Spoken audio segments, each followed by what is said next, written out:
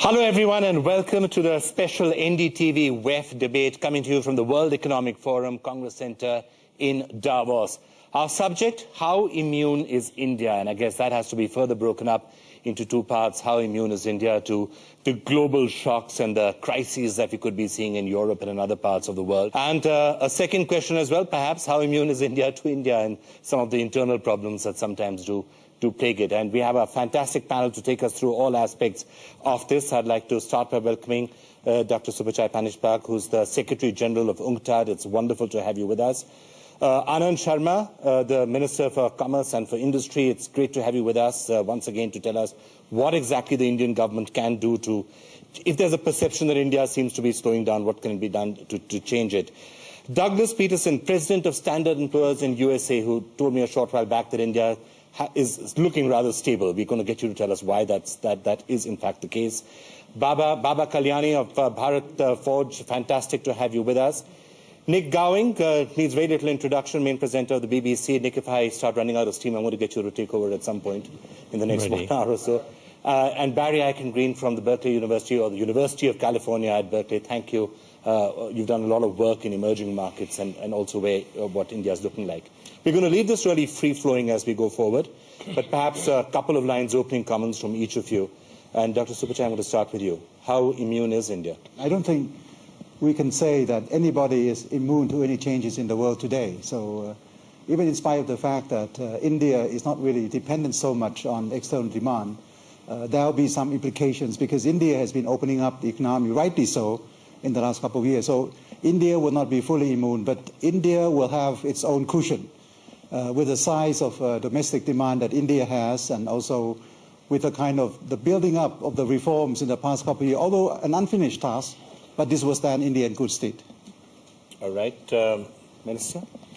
I think Subhachai has said it. You live in a world which is interdependent, interconnected. We have been talking for more than a decade or so about globalization, and technology has done it, capital flows have done it. So to say that if there is really an earth-shaking development in one part of the planet, it's not going to impact on others, that would not be the case. The adversity of impact, however, will stand qualified from region to region. That's primarily because of the macroeconomic fundamentals. In case of India, the macroeconomic fundamentals were and continue to be strong, and the regulatory mechanisms are firmly in place. Though there is some impact, that's the deacceleration, which we saw for a few months, which was very worrisome in manufacturing, but overall, we'll still sustain very high growth rates. And it was the same parameters which had ensured that after 2008-9, it was not the economic crisis only. It was preceded, for the first time in the last 8 decades to be precise, 7.5, by a financial crisis of enormous magnitude which imploded from the heart of the capitalist world. But we were able to weather the storm and rebound quickly because of these fundamentals. That's going to happen again this time? Well, I remain optimistic because we are conscious of the challenges, but we are also self-confident that we'll be able to address it, not as a government alone, but in partnership with our industry.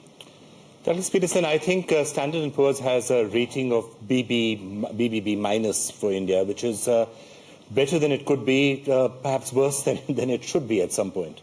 Well, let me start by thanking you for having us here today.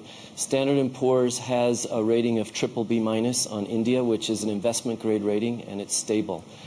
As the world changes and there is a shifting of economic power and a crisis right now in Europe, while we're here at Davos, the main topic of discussion is the Eurozone, the banking sector, and all eyes are on India to be an engine of growth, of stability. The BBB- rating comes with a stable factor along with that, in particular because of the factors we heard about of strong domestic demand and domestic growth, stability in the capital markets, but there are many challenges, and I'm sure we'll be talking about those. Okay. Baba Kalyani, are you as optimistic as all that, or do you think Indian industry seems to be worried? Indian industry in particular has been repeatedly voicing over the last 3 to 4 months that things aren't going as well as they would like it to. And I've heard a lot of that in Davos as well. First of all, I think no country is immune to these kind of happenings in one part of the world, as we live in a highly interconnected world. At the same time, I would like to say that, India and the emerging market or countries in emerging markets can't wait for these problems to get solved before they start fixing what needs to be done in their own system. Having said that, I think, we just heard the Standard & Poor's rating for India, BBB minus stable. The negative part of that rating are factors like inflation, factors where a large portion of our population is outside, let's say, economic activity. And that needs growth. And growth can come provided you start investing in infrastructure, start investing in education, and start creating a transparent system and process so where investors feel comfortable. Right. Nick Cowing, I wanted to ask you also about the perception of India, because here at Davos, I've seen in 2006 there was India everywhere. Even last year there was India inclusive. India perhaps was hyped up more than it should have been a bit too early. Now is the perception pendulum swinging to the other direction? I think this is the interesting contrast between what S&P is saying, that it's essentially stable at that level, whereas the perception is rather different at the moment, certainly for outsiders. And whether here in Davos or elsewhere, certainly I've detected anxiety, and certainly what you've seen as well among international chief executives.